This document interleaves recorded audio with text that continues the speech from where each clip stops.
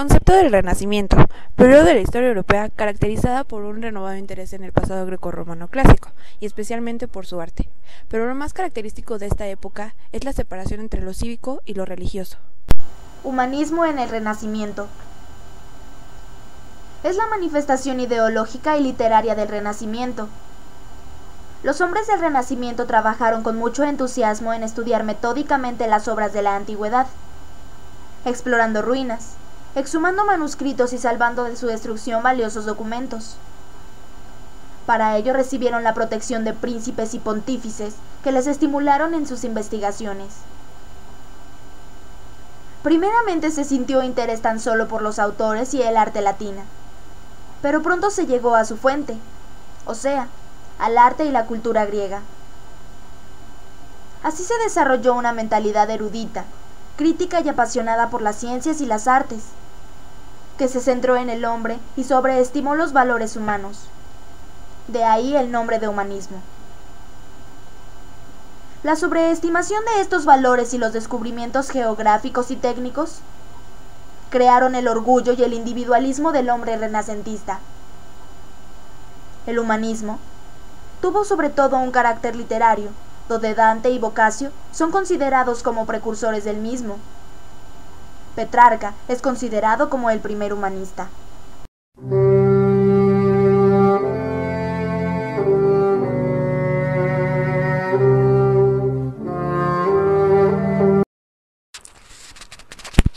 Movimiento cultural. Surge en Europa en el siglo XIV.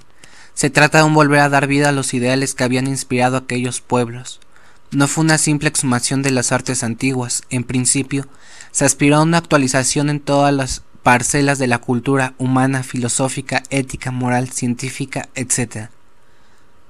Fue la gran creación del que cristalizó en figuras que mantienen viva la admiración a través de los tiempos, como un Leonardo da Vinci, un Miguel Ángel, entre otros. Orígenes del Renacimiento. El Renacimiento tuvo su origen en Italia en los siglos XIV y XV, llegando a su apogeo al iniciarse el siglo XVI. De Italia se extiende lentamente por Europa, excepto Rusia.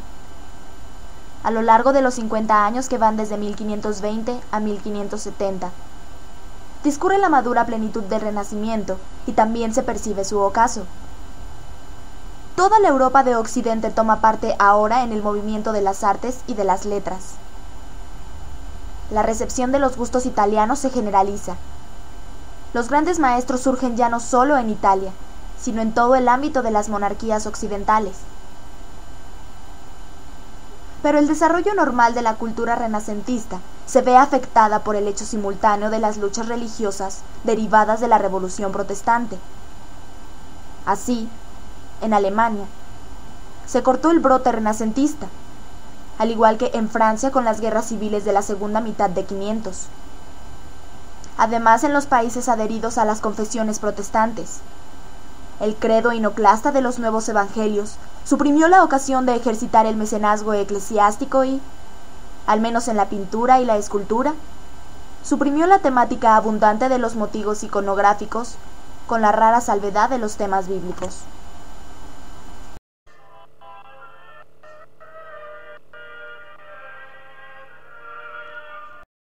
La extensión de la cultura. Gracias a la creación de universidades, escuelas y a medida que nos adentramos en el 500, la arquitectura italiana y la estatuaria se abren camino a diferentes países europeos, como en Inglaterra, Francia.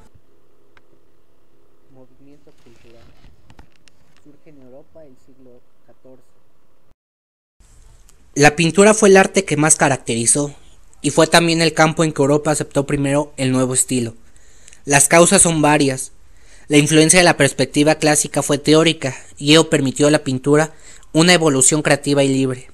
La aparición del grabado hizo desaparecer la pintura de ilustración, y por lo tanto, ésta se tornó de mural y caballete. Otro aspecto importante fue la inclinación de la pintura a simbolizar escenas verdaderas y cotidianas.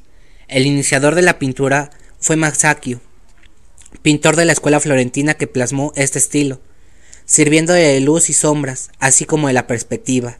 La pintura italiana alcanzó su apogeo con Miguel Ángel y Leonardo da Vinci. Miguel Ángel Sus obras se encuentran en la Capilla Sixtina. En su obra de Da Vinci tienden a marcar ciertos detalles con intensa luminosidad, mientras que esconde otros en la medida de la luz del paisaje. La llegada del Renacimiento a Italia. Con la llegada del Renacimiento apareció una nueva e influyente clase social constituida por los humanistas. Hasta entonces, la Iglesia había condicionado toda la vida cultural, pero ahora la ciencia llegaba directamente al ciudadano, gracias al aristotelismo, en boga durante los comienzos del Renacimiento.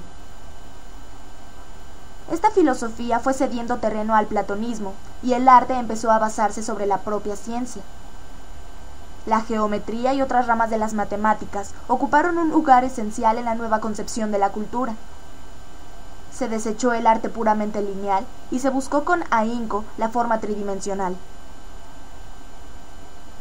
La pintura italiana de los comienzos del siglo XV es todavía narrativa y escoge los muros de las iglesias. La técnica, en especial con el fresco, es de gran sencillez. Sin embargo, con la pintura al óleo, el artista abandona la limitada temática religiosa y se complace en mostrar el esplendor de la forma, la luz y el espacio infinito.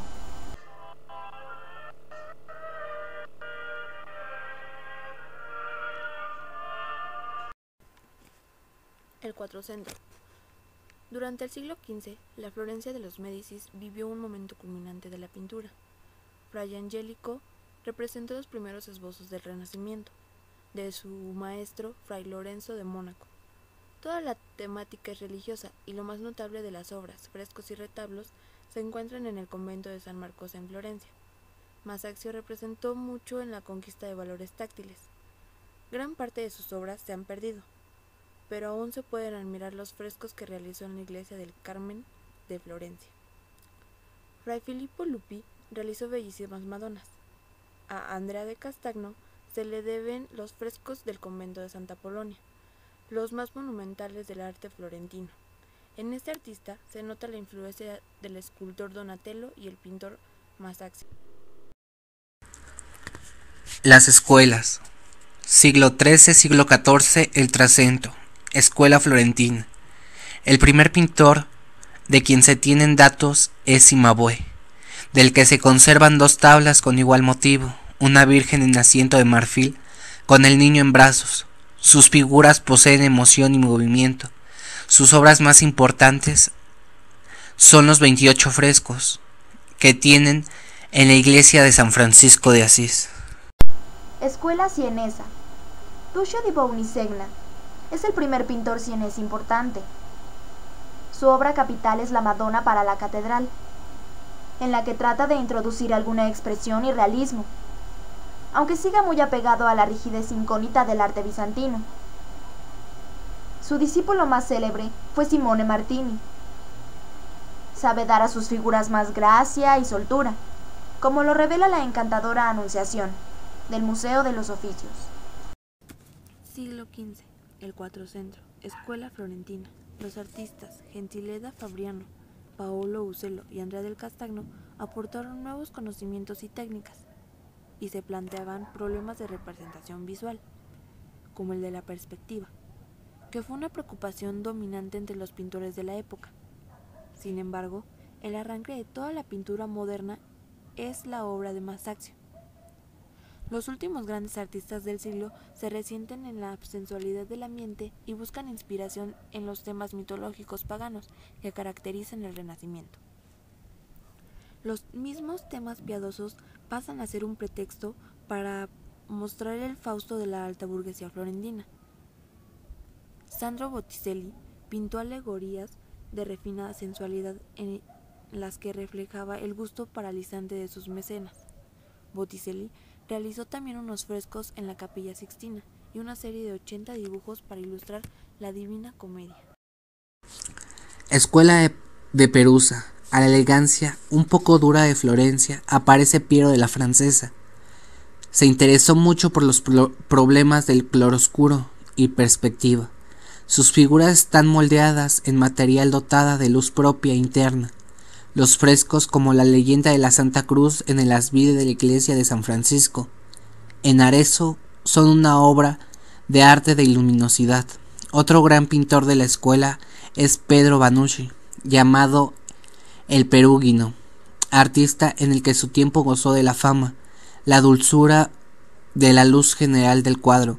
Sus obras más importantes son los frescos de la Capilla Sitián y los de la Sala del Combo en Perusa, su patria. Escuela veneciana. Esta escuela, que empezó tardíamente, sobrevive a las de Florencia y Roma, agotadas en el siglo XVI. En el siglo XVII aún nos sorprende con un narrador espléndido, como Tiepolo, gran colorista, y con Guardi y Canaletto, que nos retratan la vida pintoresca de la Venecia dieciochesca. El apogeo artístico de Venecia corresponde al siglo XVI, pero ya en este destacan Gentil Bellini y su hermano Gian Bellini, que combinan las ganas encendidas del Tiziano con un difuminado a lo Leonardo. Un pintor siciliano establecido en Venecia, Antonello de Messina, sobresale por el fuerte realismo de sus retratos, mientras que Capacio, autor de la leyenda de Santa Úrsula, se distingue en la realización de vastas composiciones de género. Escuela de Padua. El nombre Andrés Mantegna sirve por sí solo para dar prestigio a esta escuela.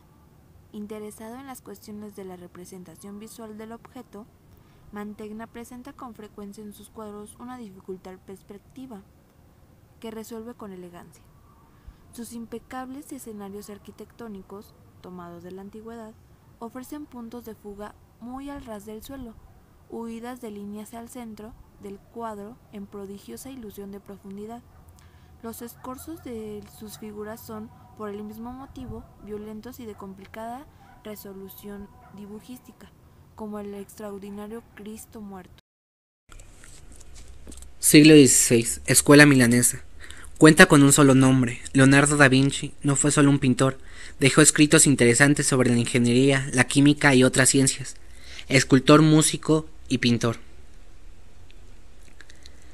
Se le conoce así porque está situada en Milán. Hubo pocas pinturas, y las más sofisticadas son la Virgen y la Última Cena, que están en el convento de Santa María de las Gracias en Milán.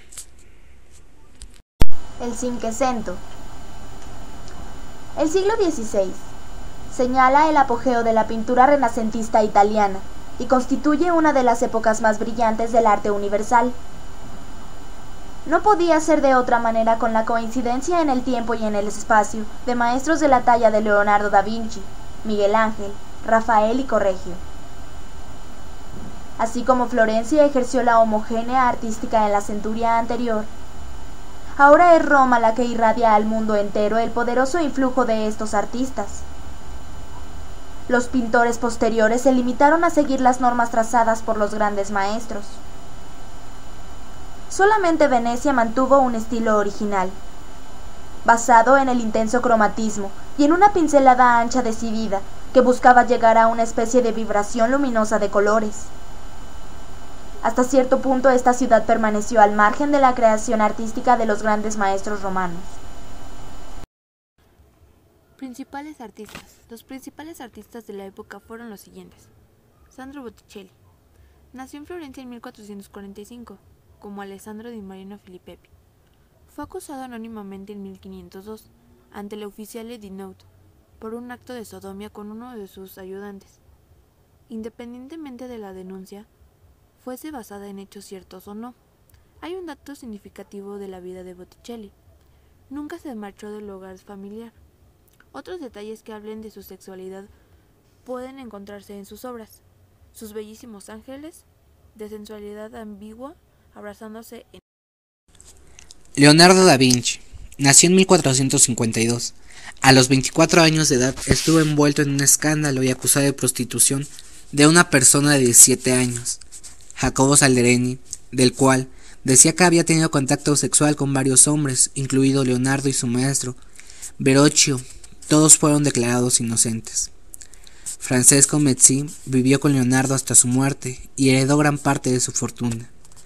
Las obras más destacadas de Leonardo da Vinci fueron la Mona Lisa, Santa Ana, la Virgen, el Niño, San Juan Bautista, la Virgen del Clavel, la Dama del Armiño, entre muchas otras. Miguel Ángel Buonarroti. Tenía 57 años cuando conoció a Tommaso Cavalieri en el verano de 1532 en Roma. Hermoso y de aguda inteligencia, Cavalieri tenía poco más de 20 años y procedía de una influyente familia romana. El amor apasionado de Miguel Ángel por Tommaso se describe en sonetos que tratan tanto del amor físico como espiritual. La relación entre Miguel y Tommaso responde al ideal platónico de un hombre maduro que ama a otro mucho más joven. Es posible que Tommaso no respondiera a la pasión del genio. No obstante, la relación duró 30 años hasta que el artista murió. Rafael Sanzio nació el 6 de febrero de 1483, en Urbino. Llegó a Florencia en 1504, cuando el Renacimiento llegaba a la cúspide de su esplendor. El pintor buscó aprender nuevas cosas en la ciudad. En 1548, Rafael dio inicio a una obra importantísima, llamada Transfiguración. Esta presenta una visión ausente de los trabajos anteriores del artista. No alcanzó a terminarla, y el día de su entierro en la cabeza del ataúd estaba la inconclusa Transfiguración. Conclusiones. Es la consecuencia de un interés por el pasado. Se busca volver a dar vida a las ideas que habían inspirado a aquellos pueblos. De este movimiento surgieron grandes figuras como Leonardo da Vinci, Miguel Ángel, Rafael, que son los que mantienen viva nuestra admiración a través de los tiempos. Italia es donde surge en los siglos XIV y XV. El Cinquecento representa la época más brillante del arte universal, donde aparecen todos los grandes artistas. Conclusión 2. El impacto del Renacimiento en países como España, Portugal, Alemania, Países Bajos y Francia fue bastante duro, ya que los artistas de esos países emigraron a Italia y luego regresaron a sus países a imponer el Renacimiento italiano. Lo que se quería demostrar con este trabajo era la importancia que tuvieron los siglos XIV, XV, XVI y XVII para que en la actualidad no seamos unos ignorantes sin ningún tipo de cultura.